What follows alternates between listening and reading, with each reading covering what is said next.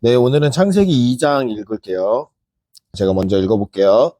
천지와 만물이 다 이루어지니라. 하나님이 그가 하신 일을 일곱째 날에 마치시니 그가 하시던 모든 일을 그치고 일곱째 날에 안식하시니라. 하나님이 그 일곱째 날을 복되게 하사 거룩하게 하셨으니 이는 하나님이 그 창조하시며 만드시던 모든 일을 마치시고 그날에 안식하셨음이니라. 네, 첫 번째 안식일에 대한 얘기가 나오는데 이 창세기 2장 1, 2, 3절에 나오는 안식일이 사실 되게 중요해요. 안식일은 뭐 당연히 중요하지만 이게 좀 시대 상황을 반영하면 더 중요한데 이게 히브리인들이 지금 모세로부터 이 얘기를 듣는 거잖아요. 모세가 썼다 그랬으니까. 그러면 히브리인들의 당시 정황을 생각해 보면 이집트 문화에 오랫동안 살았고 노예로 살았던 사람들이거든요. 그럼 그런 그들에게 휴일이 있었을까요? 없었죠. 없었지. 그러니까 하나님조차 일주일에 하루씩 쉬었다라는 이 개념은 너무너무 이들에게 행복한 개념. 사실 이들은 쉰 적이 없거든. 지금 우리야 일주일에 하루 쉬거나 이틀 쉬는 게 너무나 당연하게 생각해서 그렇게 쉬어야 또 다음 주를 살고 회복의 개념이라든지 뭐 여러 가지 의미로 일주일에 하루 이틀 쉬는 거 너무 당연하게 생각하지만 고대 사회는 그렇지가 않죠. 그냥 매일매일 노동이요.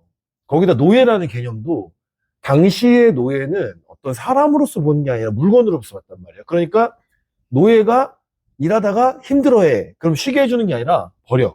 또는 교체해. 이게 정상적인 개념이지 일주일에 하루씩 꼬박꼬박 노예까지 다 쉬어라. 왜냐하면 안식일은 뒤에도 안식일기라 나오지만 사람만 쉬는 게 아니라 가축도 쉬게 하고 모든 걸 다 쉬게 했거든요. 땅도 쉬게 해주잖아 나중에는. 그 정도로 안식년이 나오니까. 이런 개념은 당시 유대인들에게는 너무너무 충격적인 개념이었고 그래서 하나님이 더 좀 매력적으로 다가왔을 수도 있죠. 히브리인들에게는.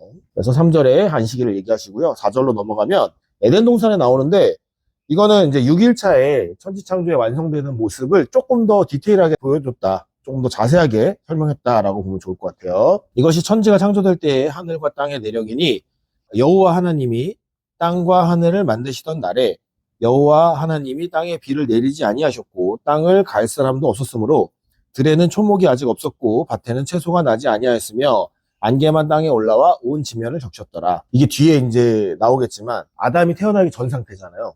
이때는 아직 질서가 완전히 자리 잡지 못했다라는 거죠. 하나님이 인간을 창조하신 목적이 지난 시간 1장에 나왔지만 생육하고 번성하고 땅에 충만하라. 질서를 만드는 건데 그 질서가 아직은 만들어지기 전이다라는 표현이에요. 여호와 하나님이 땅에 흙으로 사람을 지으시고 생기를 그 코에 불어 넣으시니 사람이 생명이 되니라. 흙으로 지었다라는 표현이 나오죠. 이게 좀 뒤에 3장에 나오는 그 사탄의 타락과 연결이 되는데 나중에 그건 또 나중에 얘기할게요. 어쨌든 8절 여호와 하나님이 동방의 에덴에 동산을 창설하시고 그 지으신 사람을 거기 두시니라. 여호와 하나님이 그 땅에서 보기 아름답고 먹기에 좋은 나무가 나게 하시니 동산 가운데에 있는 생명나무와 선악을 알게 하는 나무도 있더라. 강이 에덴에서 흘러나와 동산을 적시고 거기서부터 갈라져 네 근원이 되었으니 첫째 이름은 비손이라. 금이 있는 하올라 온 땅을 둘렀으며 그 땅의 이름은 순금이요 그곳에 베델리엄과 호마노도 있으며 둘째 강의 이름은 기혼이라. 구스 온 땅을 둘렀고 셋째 강의 이름은 히데겔이라. 아수르 동쪽으로 흘렀으며 넷째 강은 유브라데더라. 이것 때문에 이 표현 때문에 사실 에덴 동산 어디 있는지 모른다라고 생각했지만 그렇진 않아요. 이게 네 개의 강이 실제로 있다고 치고 그 강의 근원에 해당하는 거잖아요. 상류지역. 그래서 그걸 거꾸로 추적하면 에덴 동산을 찾을 수 있지 않을까라고 생각을 해서 사람들이 실제로 찾아봤는데 문제는 이 네 개의 강이 다 어디 있는지 정확히 모른다는 거죠. 근데 그 중에서 두 개의 강은 지금까지도 그 지명이 남아 있었어요. 그 중에 세 번째 강과 네 번째 강인데 셋째 강의 이름이 히데겔, 넷째 강이 유브라데인데 아수르 동쪽이라고 표현됐죠. 그 비옥한 초승달지대라고 부르는 이렇게 두 개의 강이 흐르고 그 강 사이에 이렇게 땅이 하나 있는데 두 강 사이에 있어서 거기가 아무래도 물 공급이 쉽잖아요. 그러니까 농사가 잘 돼. 사막 지역 치고 굉장히 농업이 잘 되거든요. 거기를 비옥한 초승달지대라고 부르는데 그 두 강이 같은 상류에서 시작해요. 그러니까 아마도 거기가 에덴 동산이었지 않았을까 하고 추측해 보는 거죠. 놀랍게도 지금은 그곳은 완전 사막이에요.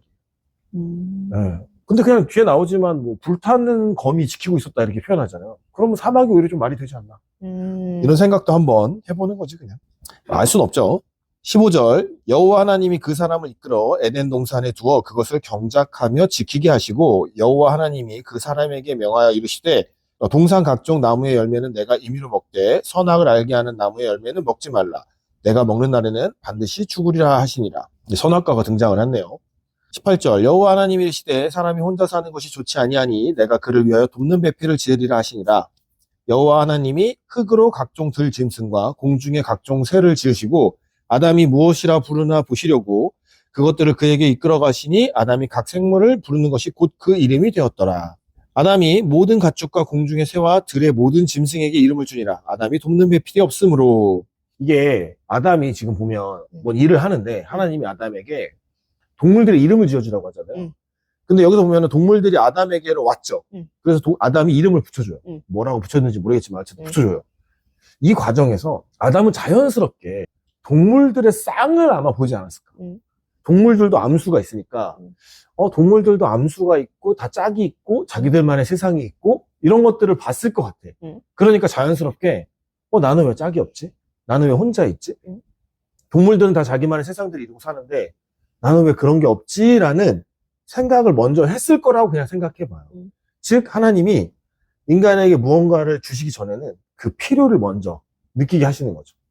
그러니까 내 짝이 필요하다라고 느꼈겠죠. 그래서 21절 여호와 하나님이 아담을 깊이 잠들게 하시니 잠들매 그가 그 갈빗대 하나를 취하고 살로 대신 채우시고 여호와 하나님이 아담에게서 취하신 그 갈빗대로 여자를 만드시고 그를 아담에게로 이끌어 오신다. 여자가 나왔죠.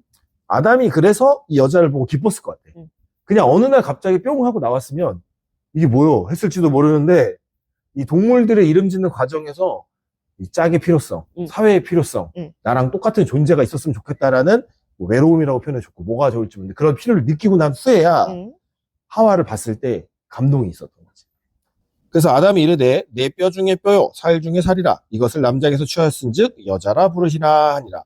이러므로 남자가 부모를 떠나 그와 그의 아내와 합하여 둘이 한 몸을 이룰지니라. 아담과 그의 아내 두 사람이 벌거벗었으나 부끄러워하지 아니하니라. 이렇게 하면 이제 창세기 2장이 끝났는데 아담과 하와가 창조된 이야기, 그 다음에 처음에 안식일에 대한 이야기, 에덴 동산에 대한 이야기들이 나옵니다. 질문. 그 중간에 하나님이 아담에게 뭘 불어넣으셔서 생명을 불어넣으시다? 이런 얘기했어. 생기를 그 코에 불어넣으시니 사람이 생명이 되니라. 7절. 네. 여기서 생명이 우리가 영 할 때 그 영인 거죠. 그렇죠. 그러니까 흙으로 사람을 지었다라고 했을 때 처음에는 그냥 흑인형인 거지. 아무리 정교하게 지었다고 해도. 그러니까 좀 과하게 얘기하면 시체인 거죠. 근데 그 시체가 살아난 거죠. 생명이라는 게 어떤 형태로 들어갔는지 여기서는 이제 코에 생명이라고 표현했지만 뭐 어떻게 들어갔겠죠. 그러고 났더니 사람이 호흡을 하고 살아난 거죠. 지금이야 우리가 살아있는 자와 죽은 자를 구별하는 방법이 굉장히 많지만 과거에는 뭘로 그걸 구별했을까? 산 자와 죽은 자를. 자고 있는 자와 죽은 자를. 호흡이죠, 호흡. 코에다가 이렇게 손 대보면 숨 쉬는지 안 쉬는지 보면 자는지 죽은지 알잖아요. 그래서 사람들은 숨을 쉰다라는 것과 곧 생명이라는 것을 좀 연결지어서 생각했어요. 그 시대 사람들은. 그래서 숨이라는 개념 자체가 아주 중요한 생명과 직결되어 있는 무언가라고 생각을 한 거죠. 그 원리, 뭐 폐가 움직이고 막 이런 거나 그때는 잘 모르니까 그냥 숨 쉬면 살아있는 거지. 반대로 얘기해서 숨이 멈추면 죽은 거고. 그래서 하나님이 우리에게 숨을 불어넣었다라고 표현을 한 거죠. 보다 근본적인 생명이었겠죠, 아마도. 뒤에 3장에 나오는데 사람이 흙으로 지었는데 3장에 이제 뱀이 저주를 받을 때 보면 뱀은 뭘 먹는다래요? 흙을 먹는다죠. 근데 뱀이 흙 먹는 거 봤어요? 아니. 뱀이 왜 흙을 먹어? 이상하지. 뱀은 육식파잖아. 근데 왜 흙을 먹는다고 표현했을까? 그 흙이 아담인 거. 그 흙이 사람인 거. 네, 그래서 흙이 중요해요. 또 질문 있어요? 어제 잠깐 얘기했는데 아담은 흙이고 하와는 뼈네요. 하와가 좀 더 가치 있어, 그지? 뼈가 좀 비싸. 뼈가 좀 뼈로 만들면 돈 차이나, 그지? 그래서 여자가 좀 더 귀한가 봐, 남자보다. 이런 걸 넣어도 될까요? 뭐 어때?